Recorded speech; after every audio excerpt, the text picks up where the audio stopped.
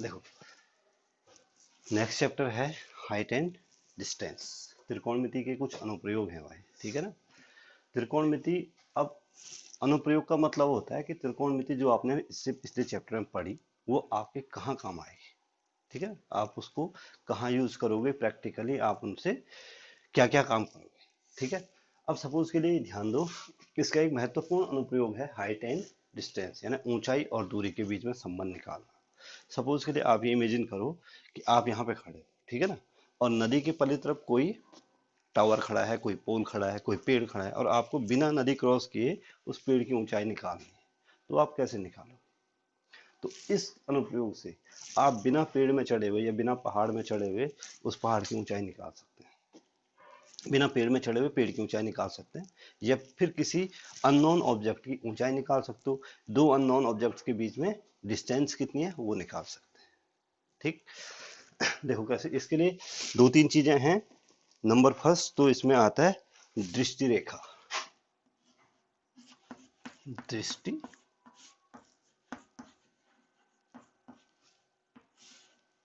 दो तीन चीजें समझनी है। सबसे पहले दृष्टि रेखा, और दूसरी चीज उन्नयन कोण होगा, तीसरा जो है अवनमन कोण होगा, ठीक है। इसको बोलते हैं line of site, line of site. अब कोई भी चीज है, कोई भी वस्तु है, कोई भी ऑब्जेक्ट है, उसको देखने के लिए दो चीजें हैं भाई, ध्यान दो। एक तो ये सपोज के लिए ये क्या है, ये वस्तु है, यानी कि ये क्या है, कोई ऑब्जेक्ट है। और दूसरा क्या है, एक तो वस्तु है, किसी चीज को देखने के लिए दो चीजों की जरूरत है, एक तो वस्तु है, दूसरा देखने वाला जो प्रेक्षक, वो मैं भी हो सकता हूँ, वो आप भी हो सकते हैं, वो कोई भी हो सकता है, ठीक है ना। और दूसरा है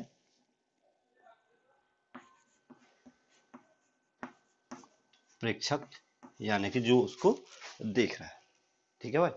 अब थोड़ा ध्यान से देखो, प्रेक्षक की आंख है, सपोज के लिए क्या है, प्रेक्षक की, क्योंकि देखेगा तो आंख से ही ना, प्रेक्षक की आंख और जो वस्तु है, प्रेक्षक की आंख और वस्तु को मिलाने वाली जो सीधी रेखा है भाई, इसको दृष्टि रेखा बोलते हैं।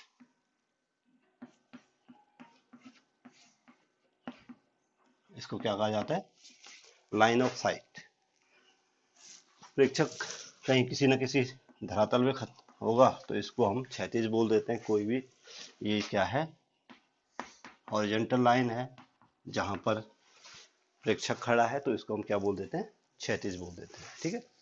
तो प्रेक्षक की आंख से वस्तु को मिलाने वाली सरल रेखा को हम क्या कहते हैं, दृष्टि रेखा कहते हैं। मैं लिखूंगा नहीं, ध्यान रहे, ठीक है। दूसरी चीज इसमें क्या आती है, इसमें आता है उन्नयन कोण।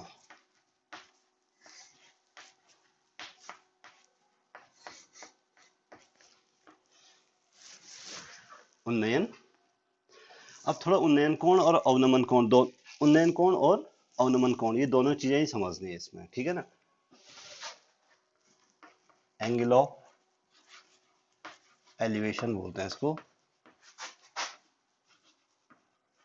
Angle of. उन्नयन कोण क्या होता है, उन्नयन कोण के लिए एक महत्वपूर्ण शर्त है भाई कि जो प्रेक्षक है वो वस्तु से निचले तल पे होना चाहिए, और वस्तु क्या होनी चाहिए, ऊपरी तल पे होनी चाहिए। देखो यहां वस्तु है, ये क्या है, वस्तु या ऑब्जेक्ट, ये कोई क्षैतिज है, ये क्षैतिज का मतलब है ये धरती हो सकती है, कोई फर्श हो सकता है, कोई छत हो सकता है, ठीक है ना। यहाँ पे प्रेक्षक है, इस क्षैतिज पे कहीं पे क्या है, प्रेक्षक या दर्शक जो देखने वाला है, ठीक है ना। और ये ये क्या लाइन है, दृष्टि दृष्टि रेखा है। तो दृष्टि रेखा और प्रेक्षक की आंख से होकर गुजरने वाले क्षैतिज के बीच बने कोण को, ध्यान रहे क्या बोल रहा हूं, दृष्टि रेखा और प्रेक्षक की आंख से गुजरने वाले क्षैतिज के बीच के कोण को उन्नयन कोण बोलते हैं। इसको क्या बोलते हैं? उन्नयन कोण। बात समझ में आ गई? किसके बीच का बोला?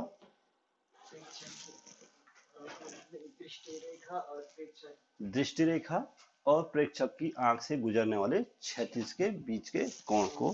शर्त क्या है कि प्रेक्षक क्षैतिज पे खड़ा है निचले और वस्तु क्या है? ऊपर है, ठीक है ना। दूसरा जो है अवनमन कोण आता है।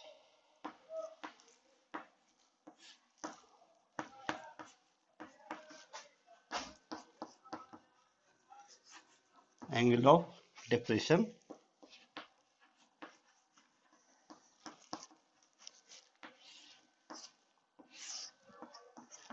अवनमन कोण थोड़ा और इंपॉर्टेंट है क्योंकि इसमें वस्तु जो प्रेक्षक होगा भाई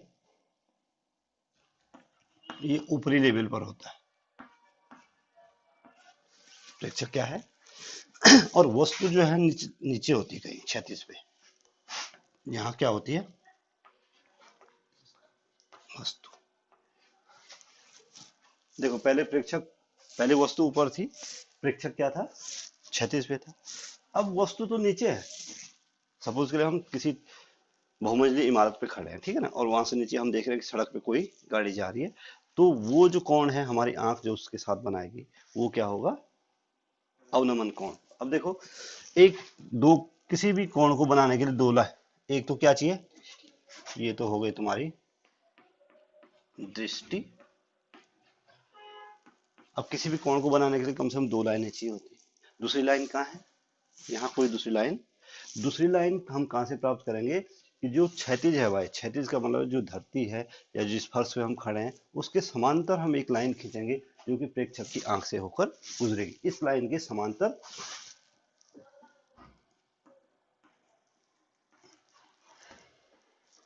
इसको बोलते हैं काल्पनिक क्षैतिज रेखा। काल्पनिक क्षैतिज रेखा, और ये हमेशा प्रेक्षक की आंख से होकर गुजरेगी। अब इस काल्पनिक क्षैतिज रेखा और दृष्टि रेखा के बीच जो कोण बनेगा उसको बोलेंगे क्या? अवनमन कोण। और ध्यान रहे दो समांतर रेखाओं को अगर एक तिर्यक रेखा काटती है तो एकांतर कोण बराबर होते हैं। तो ये वाला कोण और ये वाला कोण आपस में क्या होगा? अगर ये थीटा है तो ये भी क्या होगा? थीटा होगा। ये कोण और ये कोण आपस में क्या होंगे? बराबर होंगे, ठीक है। तो तीसरी चीज, अब आपके पास सपोज के लिए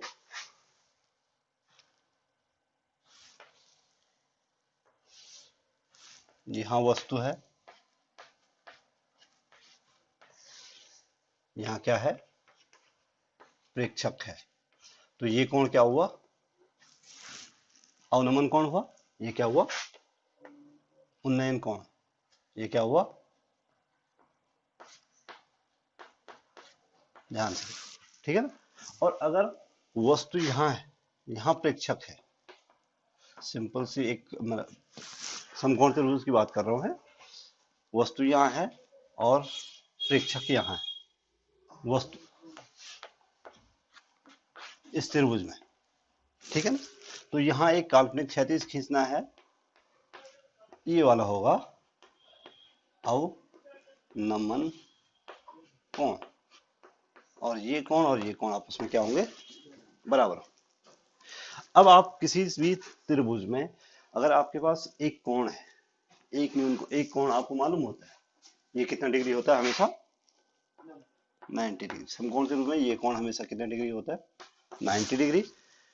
अगर आपको एक न्यून कोण मालूम है, यानी ये थीटा कोण मालूम है आपको, ये कोण आपको, ये मालूम है, ये मालूम, कोई भी एक कोण मालूम है आपको, तो आप बाकी के कोण भी निकाल सकते हैं।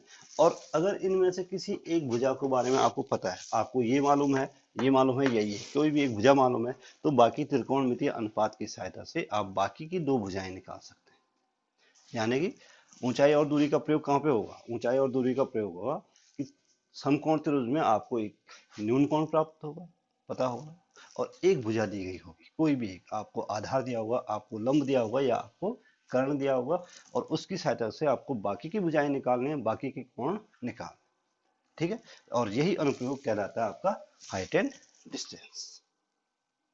क्लियर? नोट करो।